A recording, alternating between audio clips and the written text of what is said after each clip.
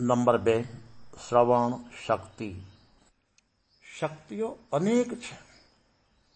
એમાં જીવન જીવવાની કળા જેને શીખવી છે એને સૌથી પહેલા શ્રવણ શક્તિ કેળવવી જરૂરી છે.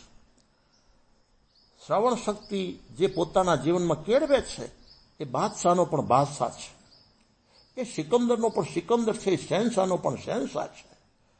અરે રાજા ને મહારાજાનો પણ રાજા ને મહારાજા છે.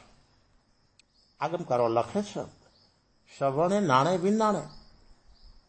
શ્રવણના માધ્યમે જ્ઞાન થાય છે.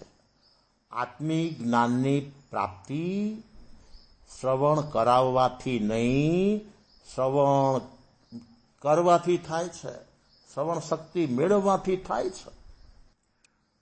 જે સાધક વડીલોનું સાંભળી સમજી અને હોંશે હોંશે સ્વીકારે છે તેનો વિકાસ થાય છે.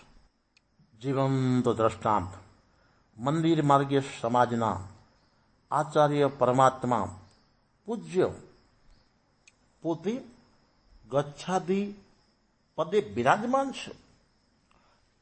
લગભગ 300 થી 400 શિષ્યોના ગુરુ પદે છે. તેઓ શ્રીના ગુરુકુળના વાસ નિવાસ કરનાર એમના શિષ્ય પરિવારનું આ જીવંત દ્રષ્ટાંત છે. જે સંતોને વાપરવાનું હશે, પારણા આદિનો દિવસ ચાલતો હશે, સમયસર ગોચરી પધાર્યા છે. અને લગભગ મોટા ભાગના સંતોની ગોચરીની વિધિ, ગોચરીનું કાર્ય પૂરું થઈ ગયું છે. એક મહાત્મા લગભગ બપોરના 1:15 થી 1:30 વાગ્યાની વચ્ચે ગોચરીએ ભિક્ષાએ જઈને આવ્યા. સંયમી આત્માના નિયમ મુજબ ગોચરીમાં આવેલ પદાર્થ, પપૈયો આદિ પોતાના ગુરુ પરમાત્માને જે આચાર્ય પદ્ય આરૂઢ થયેલા છે, ગચ્છાધિપતિ છે, એમની દ્રષ્ટિ મેળવવાને માટે ગુરુ પરમાત્માને બતાવવા ગયા છે. જ્યાં ગુરુ પરમાત્માએ ઘડિયાળ સામું જોયું છે અને નાની આંખમાંથી મોટી આંખ કરીને, આટલા બધા ખાઉધરા છો કે 11:30 ખાખા કરો છો? અત્યારે હવાથી 1:30 વાગી ગયો છે, ક્યાં સુધી ખાવાનું? અહીં ખાવા બધા આવ્યા છો કે ખુદાનું નામ લેવા આવ્યા છો? ભોજન માટે આવ્યા છો કે ભજન માટે આવ્યા છો? ગોચરી બતાવવા આવનાર શિષ્યને ગુરુ પરમાત્માએ વિવિધ પ્રકારના ઊંચા શબ્દોના સાબુ વડે ધોઈ જ નાખ્યો.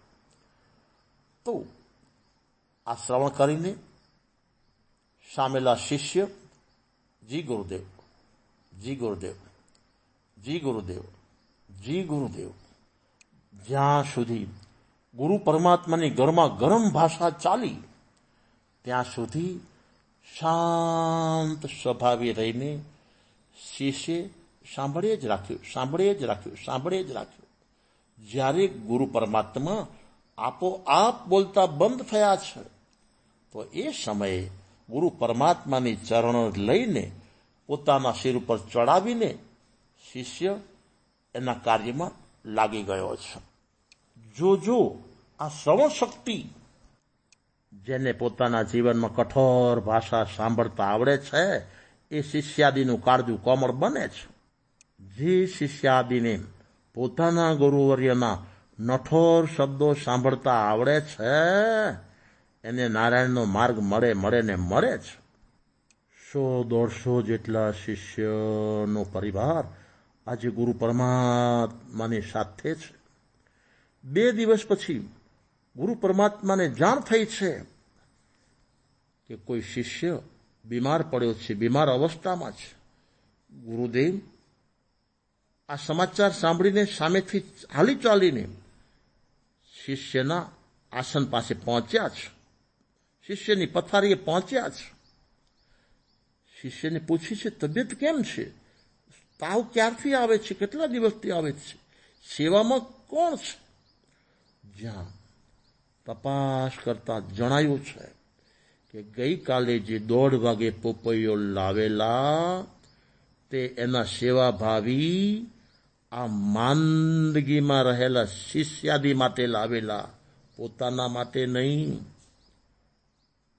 આ વાતની ગુરુદેવને આપોઆપ જાણ થતા ગુરુદેવનું મસ્તક મનોમન પોતાના શિષ્યને ગૌરવસભર ઝૂકી પડ્યું છે. ગુરુએ શિષ્યના સામે સ્મિતયુક્ત જોયું છે. શિષ્ય પ્રેમસભર ગુરુના પગે વળગી પડ્યો છે. ગુરુદેવ જેવા ગુરુદેવ કહી રહ્યા છે, પહેલા બેટા તને ખમાવું છું, ખમાવું છું, ખમાવું છું. ગુરુદેવની ગાળ એ તો મારા માટે ઘીની નાળ છે, જ્ઞાનની નાળ છે. વર્ષો પછી પણ આ ગુરુ પરમાત્માનું હૃદય ચીરવામાં આવે છે તો ગુરુદેવ પ્રેમસભર કહે છે, એ શિષ્ય મારા હૃદયમાં કાયમ માટે આસન જમાવી ગયો છે. એનું કારણ શ્રવણે, એની શ્રવણ શક્તિ બળવાન છે.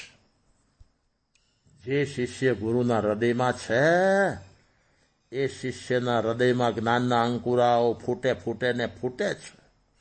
જે શિષ્ય આજે ગુરુના હૃદયમાં છે, જ્ઞાન એના જીવનમાં છે. જે શિષ્ય આજે ગુરુના હૃદયમાં છે, સમ્યક દર્શનની પ્રાપ્તિ એ શિષ્ય માટે સુલભ સુલભ ને સુલભ છે. જે શિષ્ય આજે ગુરુના હૃદયમાં છે એ શિષ્ય ખરેખર ચારિત્રના ઘરમાં છે, યાવત મોક્ષમાં છે. સાંભળવાની શક્તિનો મહિમા સમજીને જે જીવાત્મા સાંભળવાની શક્તિ કેળવશે એ આ ભવ પણ સુખી, પરભવ પણ સુખી, ભવ ભવ સુખી થશે.